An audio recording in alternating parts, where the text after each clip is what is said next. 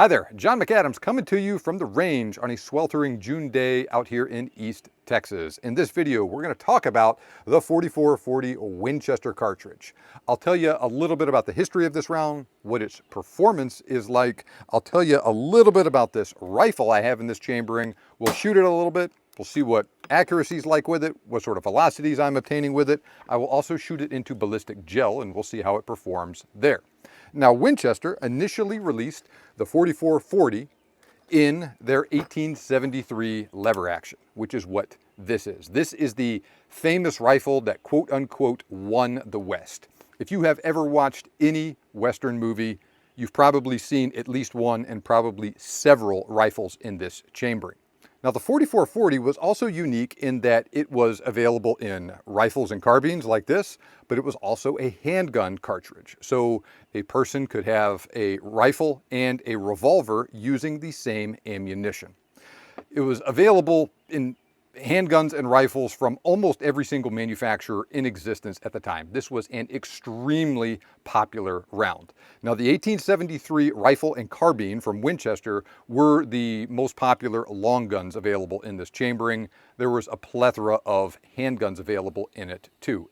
In fact, Colt made a version of their single-action army they called the Frontier 6 that was chambered in 4440 Winchester instead of 45 Colt like the actual or the original single-action army. Now, like I said, this cartridge was extremely popular, and it has been said that the 4440 Winchester has killed more people, good and bad, and taken more animals, large and small, than any other American cartridge. That might not be true anymore. I think maybe the 30-06 has surpassed the 4440 in both of those categories, but the fact remains that this was an incredibly popular cartridge for a long time, especially in the 1800s. Now, because this cartridge was so darn popular, like I said, almost everybody made guns and ammo for it. Now, Winchester initially called the round the 44 Winchester Centerfire, or the 44 WCF for short.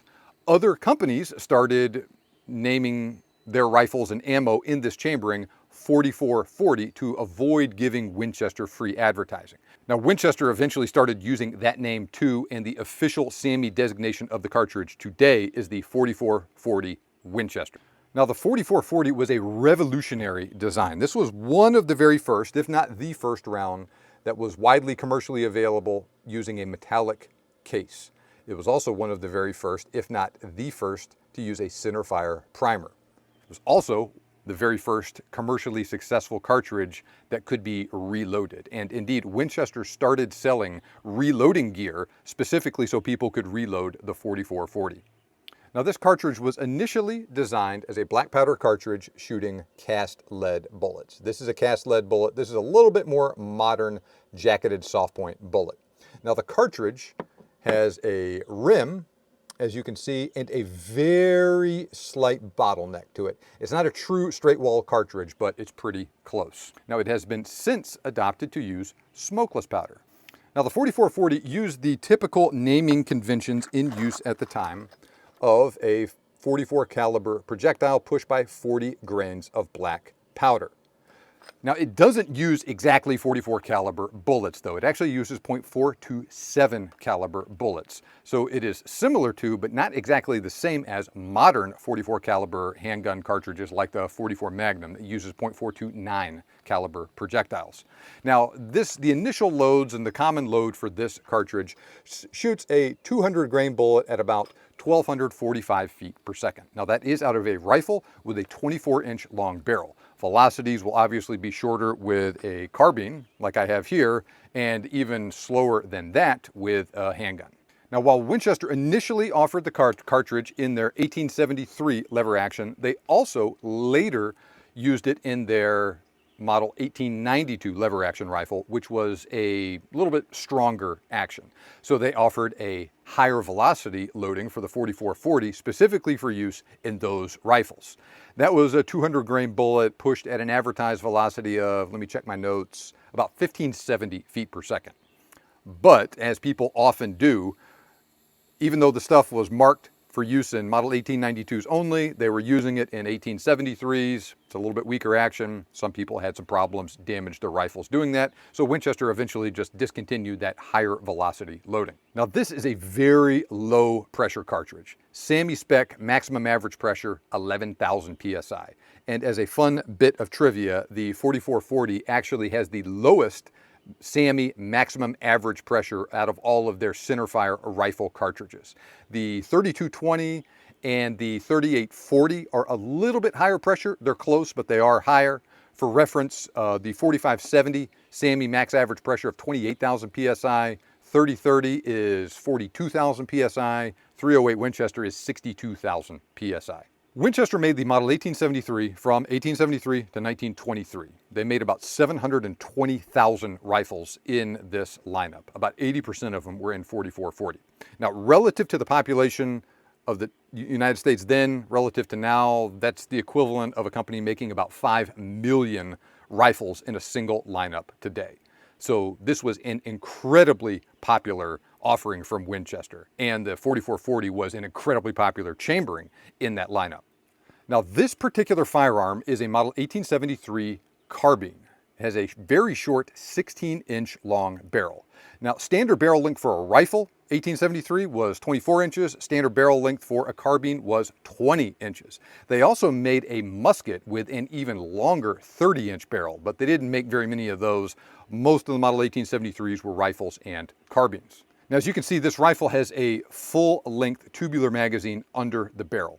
Now, a rifle with a 24-inch long barrel had a magazine capacity of 15 rounds. This one is shorter.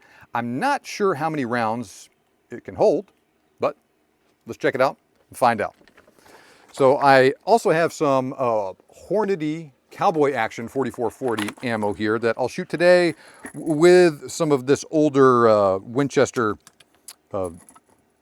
more vintage jacketed soft point stuff. So that's 2 rounds, 3 rounds, 4, 5, 6, 7, 8, 9. Okay, 9 rounds will fit in the tubular magazine of this carbine with a 16-inch long barrel. Okay, so let's do some shooting with this stuff now. I'll shoot both the Hornady Cowboy Action stuff and the Winchester ammo. Now the Winchester ammo, 200 grain soft point, they claim 1310 feet per second. That is probably out of a rifle with a 24-inch long barrel. Now Hornady, this is Cowboy Action ammo though, 205 grain lead bullet, 725 feet per second claimed muzzle velocity with that. Not sure if that's out of a rifle or a handgun, but either way, this is going to be a pretty light loading. That's how they like to do it for Cowboy Action, so people can shoot quickly, get as many shots on target as possible. But in each case, I'll shoot it out of this carbine with a 16-inch long barrel. We'll see what sort of velocity we get with it. We'll see what sort of accuracy we get with it, and I'll also shoot this stuff into ballistic gel. I have shot this rifle previously. I know it is safe to shoot. It functions just fine with this ammo. We'll see what sort of accuracy I get with it though, because this is a very old rifle that's in kind of rough shape. That bore is looking pretty rough when I look down it. But let's do some shooting, see how things work out.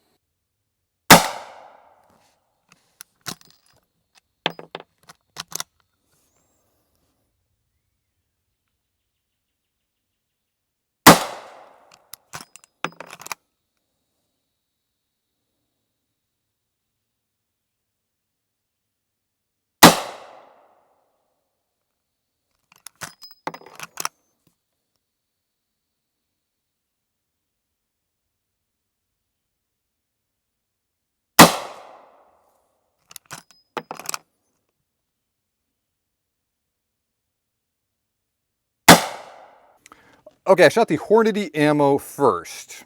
I suspected that Hornady was advertising a velocity of 725 feet per second out of a handgun. I actually measured about 865 feet per second for those 5 shots I fired out of this carbine, 16-inch long barrel. Now, while the velocity was a little bit better than expected, accuracy was horrific. This was shot at 25 yards. So you see 1, 2, 3 shots, and then these 2 shots over here were keyholing when they hit the target. That's not what a target is supposed to look like. So Not sure what was going on with this stuff, but my rifle hated it. Now let's shoot the Winchester ammo, see how it performs. Okay, accuracy, much better with this stuff. Once again, at 25 yards, because I was a little hesitant to shoot it further than that based on the Hornady, how the Hornady stuff performed, but Winchester ammo did great. Advertised velocity of 1310 feet per second. I got 1165 feet per second out of this rifle. That's in line with what I expected. Now, based upon how they performed on paper, I decided to shoot the Winchester ammo into ballistic gel. So let's see how that stuff performed.